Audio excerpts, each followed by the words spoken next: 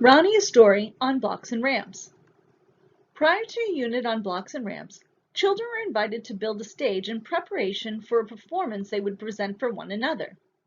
Children used two different types of wooden blocks, unit and larger hollow wooden blocks, to design the stage. They discussed it being stable and safe to use. They noted larger blocks provided more stability to their stage.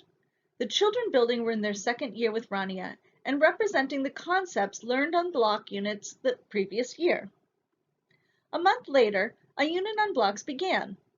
In the morning meeting, Rania asked children what they knew about building. She received a variety of answers including building materials, need for tools, and design styles. From there, the class reviewed the names of some of these materials houses can be built with. After the conversation around buildings, children were then asked to draw pictures of their own homes.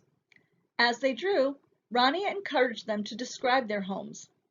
One child described his home as being made of bricks, having a pool, windows, and a roof. Another child described his home as having 3 floors. On one floor his family lived, on another floor his grandmother lived, and on the top floor another boy who used to attend the school lived. A third child highlighted an architectural detail along the top of her house.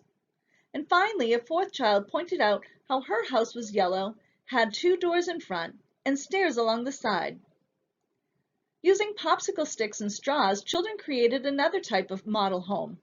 It reflected their understanding of scale, proportion, and quantity, shapes, and structure and function as they assembled their houses. Toy tools were provided in the block area for children to explore and understand a bit more about structure and function. For example, hammers use force to embed nails. To engage families, Rania asked families for photos of their homes. These were displayed in the block area.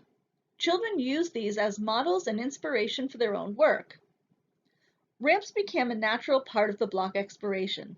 This extended into children building ramps and exploring the effect that different textures had on the movement of the marble. To scaffold children's understanding of ramps further, children used various objects to roll and slide down a ramp. They observed and described the characteristics of the different objects. Then they predicted how it would move down the ramp and how far it would go. They tested their predictions. Rania embedded children's familiar knowledge of their homes through conversation and photos. These are simple ways to engage and connect children to the curriculum.